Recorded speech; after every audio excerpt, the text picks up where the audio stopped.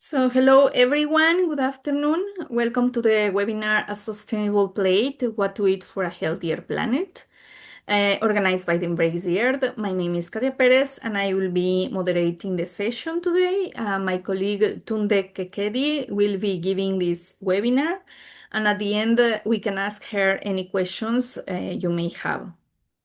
So first of all, I would like to introduce my colleague Tünde. She's a lawyer with a background in data protection and a strong interest in animal welfare. She has worked on cross-European projects in both public and private sectors, including heritage and migration-related initiatives. Recently, she has focused on the ethical and legal changes of industrial livestock farming. Thank you very much, Tundi, for being here today and sharing your knowledge about the environmental impact of our food choices, where most of the time we don't know what's behind the cheese or ham we are about to eat. Thanks, Tundi, and you can start with your presentations. Thanks a lot. Thank you very much. Thank you for the introduction and welcome everyone. And thank you for joining our webinar this evening. So let's dive in. Sustainable plate. Now we are going to explore why the food that we choose can have an impact on the planet. Actually, it's not about perfection, but about awareness. And I would like to highlight that even small steps that we take can make the difference. So let's start with the big picture. I don't know if you know that food production is responsible for around 1/3 of all global greenhouse gas emissions. So that is huge, actually. So here on the graph, you can see that beef is like 70.6, lamb is almost 40%, and on the other hand, vegetables, nuts, and fruits, they really have a low gas emission. Agriculture is the largest water consumer globally. So it's not only about emissions, but also about water consumption. Growing crops and raising animals uses an incredible amount of fresh water, which is a limited resource in many parts of the world. So here you can see that agriculture uses 69%, industry 19%, and private households only 12%. And yes, land use. Meat and dairy products take up 83% of the world's farmland, but they provide only 18% of our calories. So we can say that that is a lot of land being used inefficiently. So clearly, shifting our diets can have a big impact, as you can see on the graph. And what kind of diets can we follow? So first of all, here is the meat-based diet. And I know that a lot of people, they love meat and they cannot imagine their life without meat. But I have to tell you that the meat-based diet is the most resource-intensive in terms of emissions, water, and land use, especially red meat like beef, which has a particularly high environmental footprint. So here I really don't want to mention the moral side of the meat industry, but we also, I think, should take into consideration that one. And the vegetarian diets. So the vegetarian diets are much better, of course, for the environment because they eliminate meat, but still include dairy and eggs, which can also have a significant impact. But it's already a good step forward, although it's not the best solution. But I would like to mention here that I don't want to preach practices that I don't want to preach things that I don't practice myself, because I'm also vegetarian and not a vegan. But as I already told you, it's already a good step forward. And yes, the vegan diets. The vegan diets are the most sustainable overall because they produce the lowest emissions, require less water and land, and avoid all animal products. So from a climate and resource point of view, this is the most efficient choice. And flexitarian diet. So if you feel that vegan is too strict for you or you cannot avoid meat, flexitarian approach is still very powerful because you're cutting down on animal products without eliminating them, but it's already a good step forward because it could bring major environmental benefits. And now here is a comparison to help visualize the impact. So here you can see on the graph that producing 1 kilo of beef emits 27 kilos of carbon dioxide. It's quite high, I would say that. Cheese is still quite high, with its 13.5. And chicken is already better because it's 6.9. But you can see that lentils, for example, is only 0.9. So our protein choices really matter. And now let's talk about a bit the local and seasonal food. Eating local and seasonal helps too, I think you all noticed, because it reduces transport emissions, supports local farmers, and food is often fresher and more nutritious. Here I put a stupid example actually, so let's eat strawberries in June and not in January. And now I would like to continue with a bit more serious topic. This is the food labels and greenwashing. So terms like eco-friendly or natural sound great, right? But many aren't regulated. This means that companies can use them freely even if the product isn't truly sustainable. So we need to look deeper. But for example, this logo that I put here, this is trust certification from the EU organic logo. But what is greenwashing? So I don't know if you have ever heard about greenwashing, but greenwashing is when companies pretend to be environmentally friendly without actually meeting basic environmental standards. So they focus on image like vague claims or pretty packaging while hiding harmful practices. And here I brought some examples.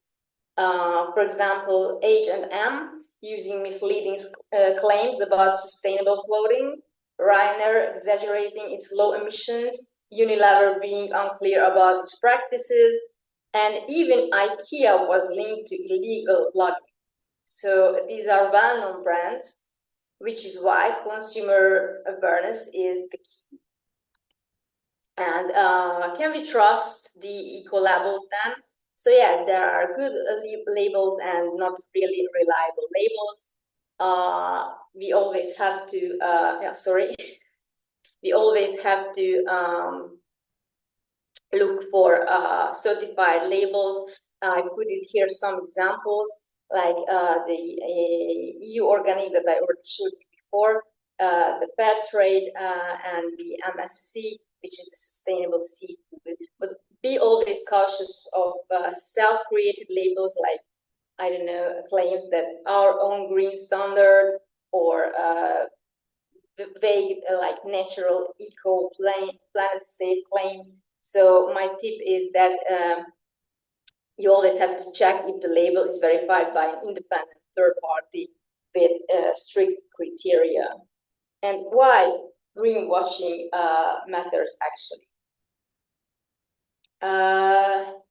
So greenwashing matters because it misleads consumers and undermines trust in real sustainability, and it slows down climate actions.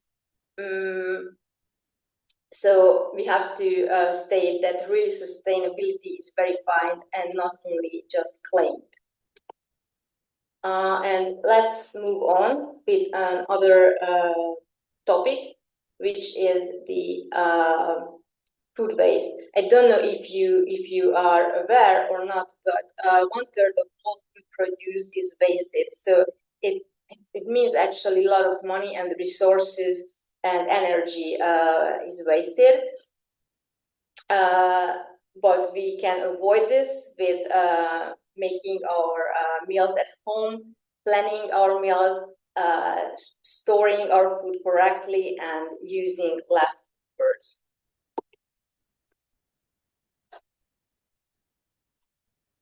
So what can we do for an easy everyday change that we can already start by tomorrow?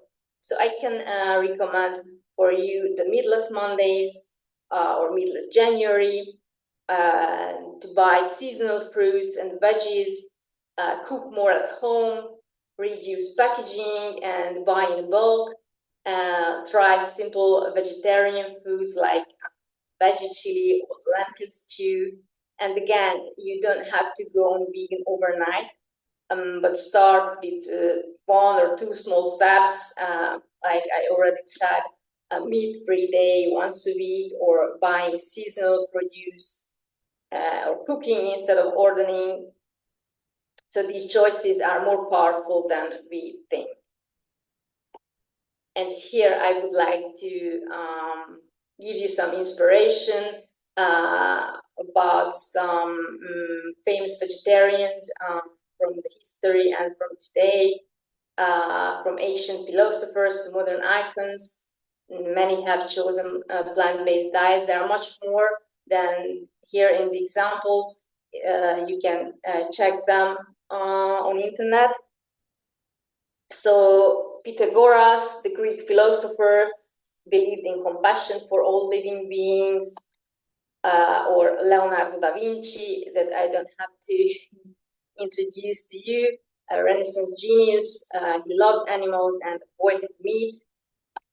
Or the famous Russian writer Dostoevsky, who reflected on ethical eating in his spiritual writings. Mahatma Gandhi, who advocated non-violence, including toward animals. Tesla, who was a vegetarian for health and humanitarian reasons. And Novak Djokovic, was also following. I believe that he's not only vegetarian, but he is even vegan. So actually, this was in a nutshell, is what we can do for a healthier planet and how our food choices matter. I'm really happy that you joined today for this short webinar. And if you have any thoughts or you would like to ask something, just don't hesitate.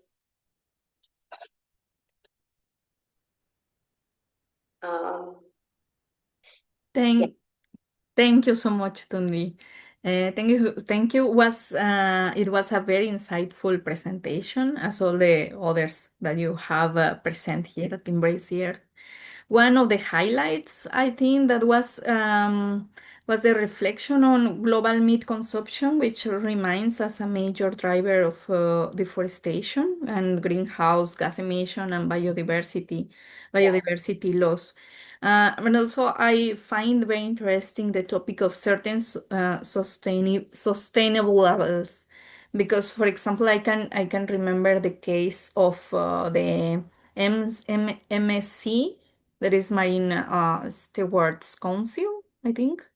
Well, this certification, it's also, well, I think it was involved in a case that they show that it's also greenwashing because of the practices. Those practices sometimes can confuse consumers into believing that their choices are sustainable, when in reality the standard behind those certifications are not always strict or transparent. In the end Right. of the cases, what happened with the Marine Stewards Council, that was like some ecologist people, they found out that they were not, I think they showed that they were making work very hard their people, and also the meat that they were certifying as sustainable, it was not. I think Oh, there was like I think in a case of tuna, there was dolphins there, and they're like, oh, so it's, I think it's a little bit hard because sometimes as a consumers we don't even know what we are, not even, I think we have to really check for the transparency of all these labels, because right. yeah, unfortunately, because it is it's a brand or yeah, a brand that many people they recognize as is sustainable. Yeah, yeah, indeed. Maybe it's better to buy from local farmers, but not everybody has the opportunity.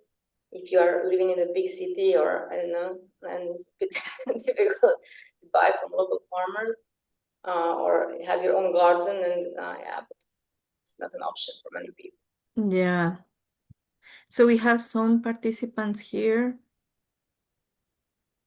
Judy, she said, I think it was a very good presentation, compliment.